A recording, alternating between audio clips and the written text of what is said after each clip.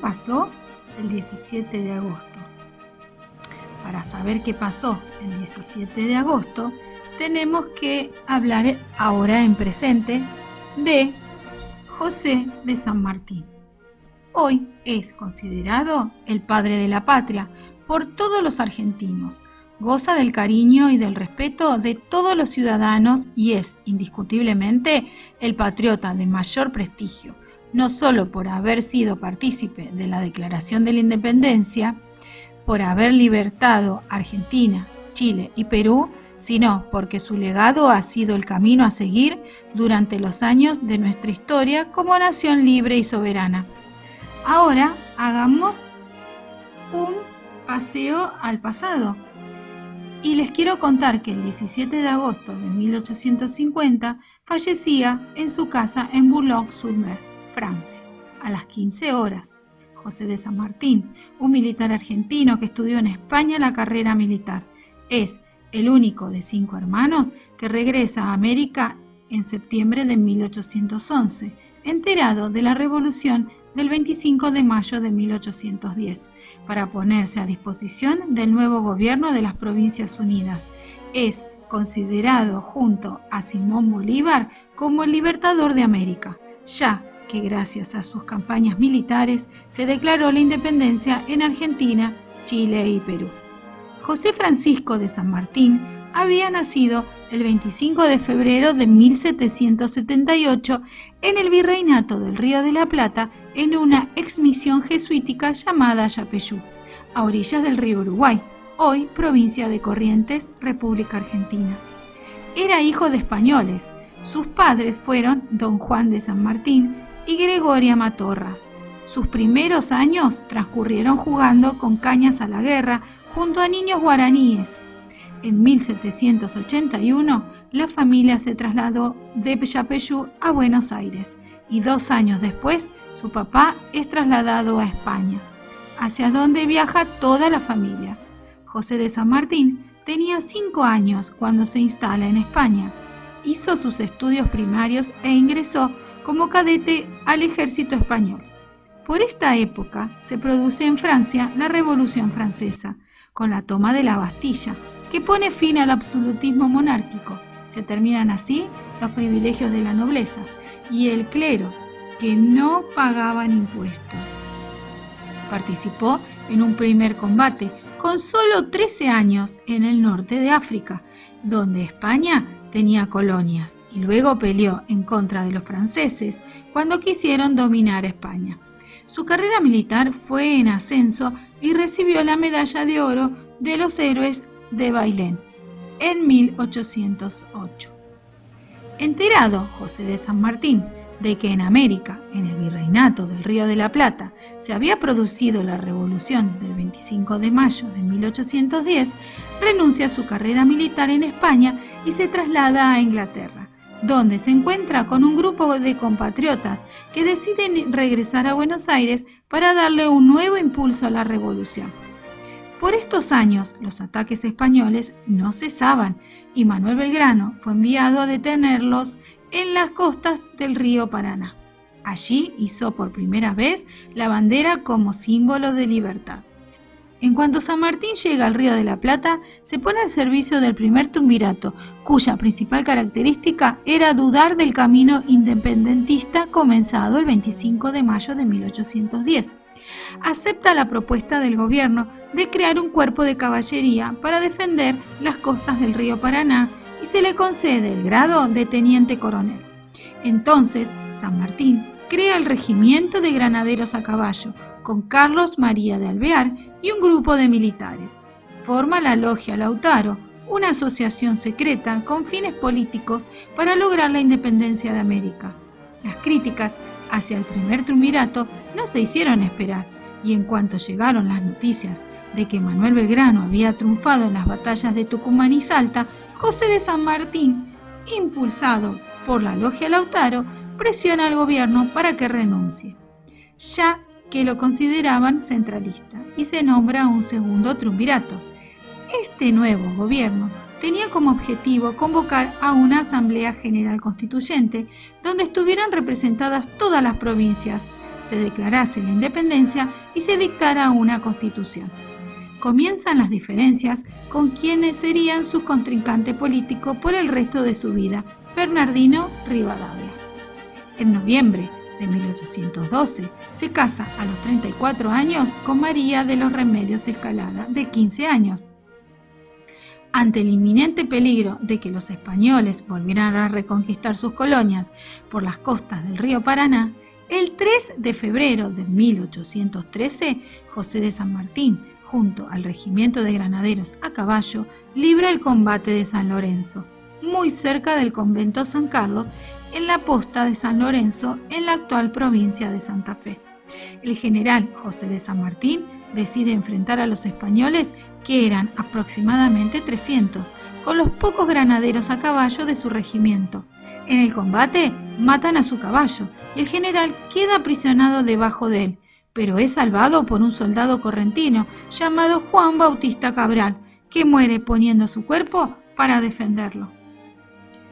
Mientras la buena noticia de la victoria del general José de San Martín en el combate de San Lorenzo alentaba la idea de la independencia, Manuel Belgrano, con su ejército del norte, era derrotado en Vilcapugio y Ayohuma.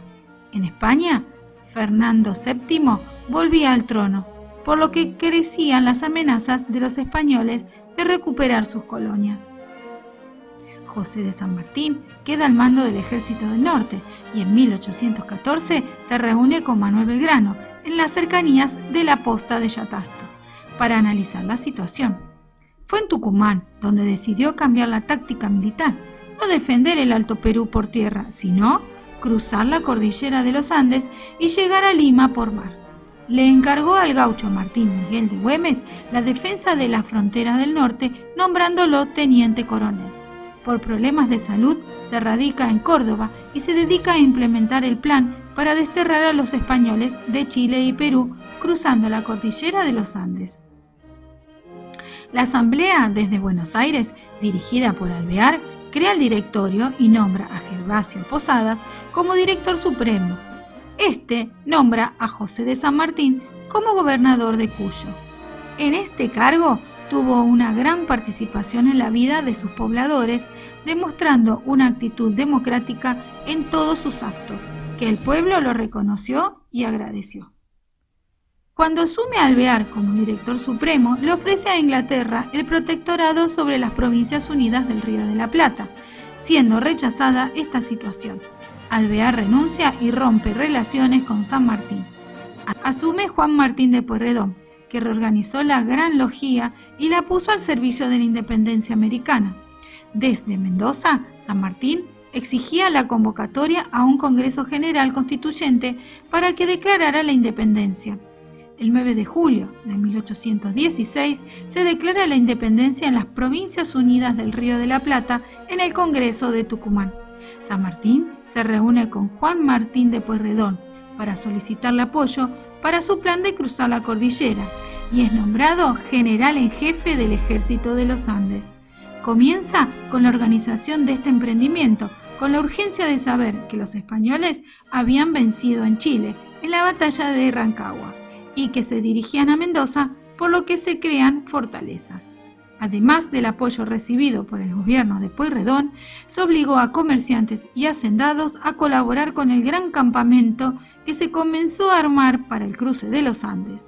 A los españoles residentes se les incautaron bienes y se redujo a la mitad el sueldo de los empleados públicos.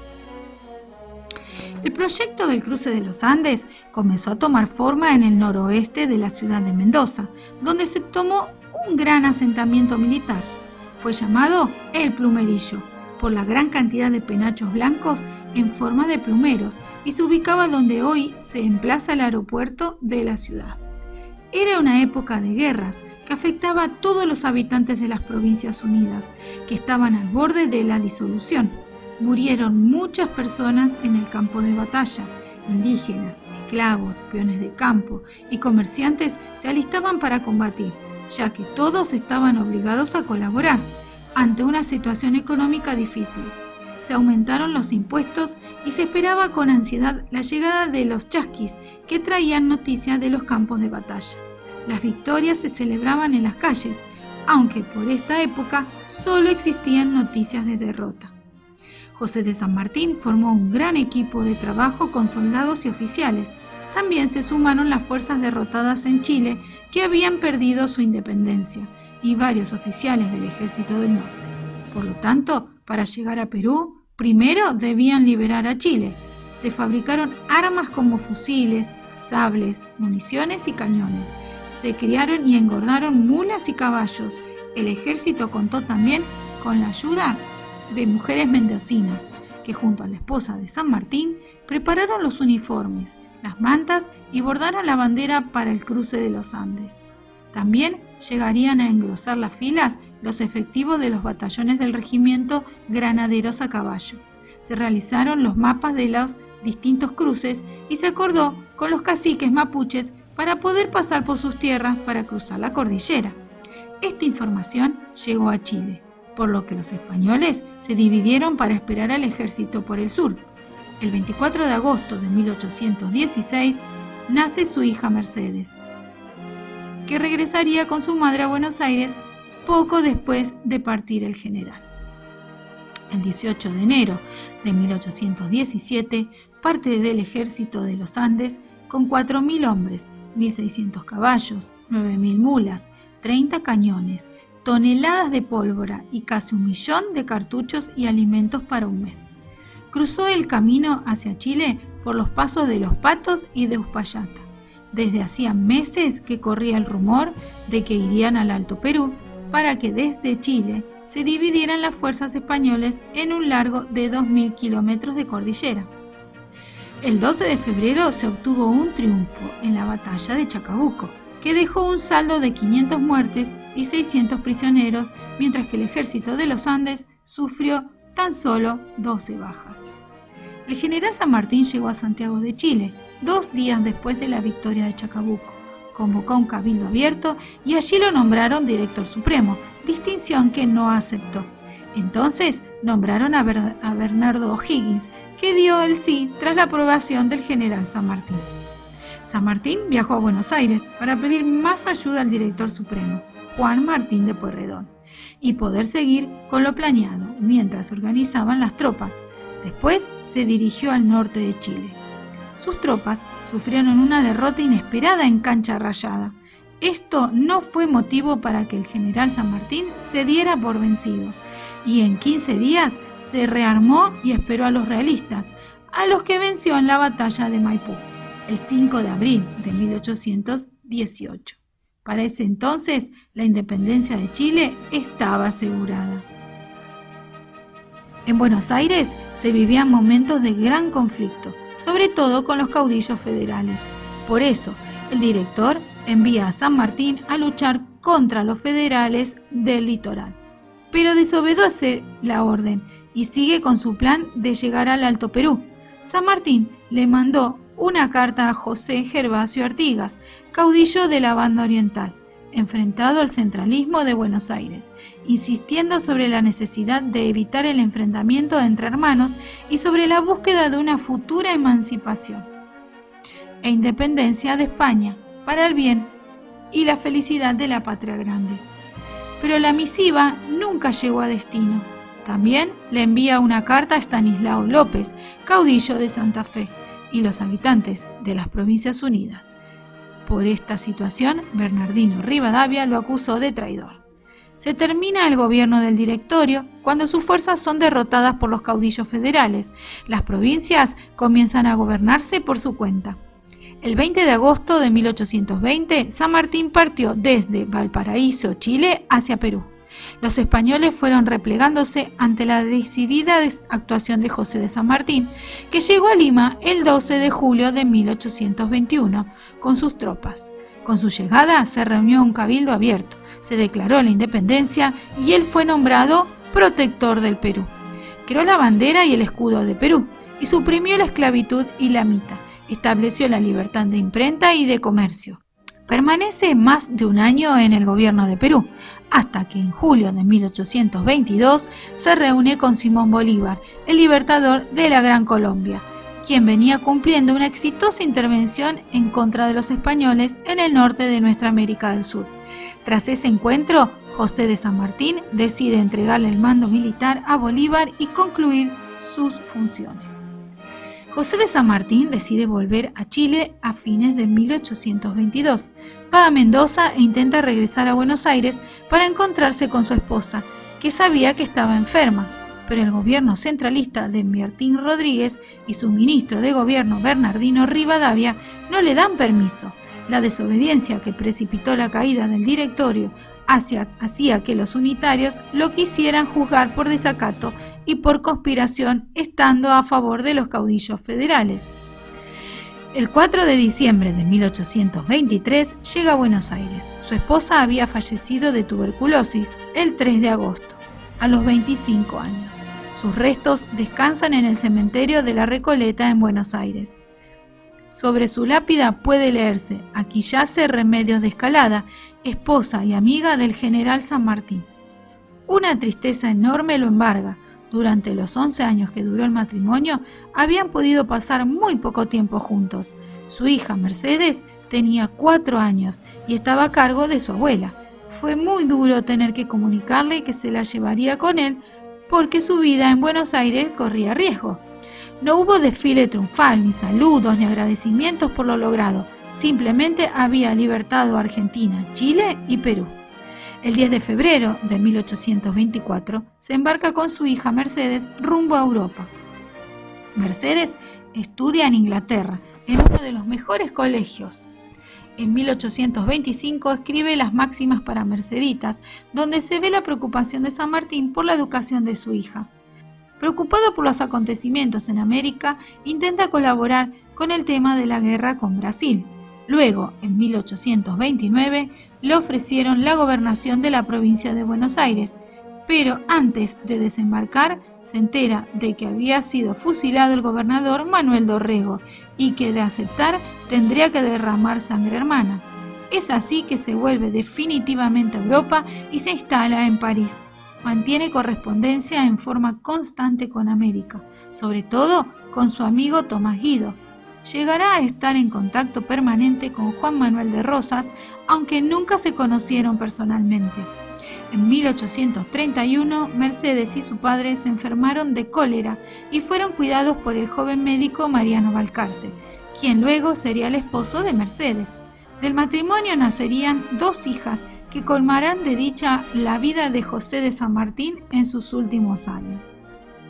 Los años del exilio del general José de San Martín en Francia no serían fáciles. La lucha entre hermanos lo desvelaba.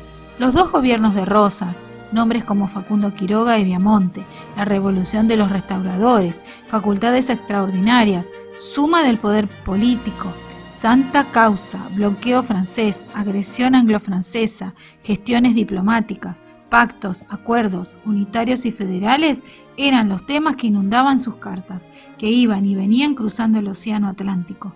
San Martín compararía la trascendencia de la ceguera de los unitarios que se unían al extranjero con las guerras de independencia libradas ante España. En 1844 redacta su testamento, dejando como única heredera a su hija Mercedes de San Martín. En uno de los puntos de este testamento le otorga el sable que lo acompañó en la lucha de la independencia a Juan Manuel de Rosas. El 17 de agosto de 1850 fallece en Boulogne-sur-Mer acompañado de su hija y de su yerno, que era embajador en Francia. Uno de sus últimos deseos fue que su corazón descansase en Buenos Aires. Sus restos descansan en la Catedral de Buenos Aires. En el mausoleo se puede leer: triunfó en San Lorenzo, afirmó la independencia argentina, pasó por los Andes, llevó su bandera emancipadora a Chile, al Perú y al Ecuador. En el año 1878, el gobierno nacional conmemoraba el primer centenario de su nacimiento. Los actos eran masivos. El presidente Nicolás Avellaneda logra instalar en la opinión pública la necesidad de juntar fondos para repatriar los restos del Libertador, que finalmente son traídos en el año 1880 por el vapor Villarino. En 1933 se funda el Instituto Sanmartiniano. En 1944, por medio del decreto Ley 22.131, el Instituto Nacional Sanmartiniano se convierte en un organismo del Estado. monumentos, calles, avenidas, pueblos, ciudades, escuelas, estampillas, grabados, pinturas, obras de arte, lugares históricos, equipos de fútbol, centros deportivos, hospitales, películas, libros, documentales, anécdotas, museos y teatros llevan su nombre. Por eso llevamos por siempre en nuestros corazones al general Don José de San Martín.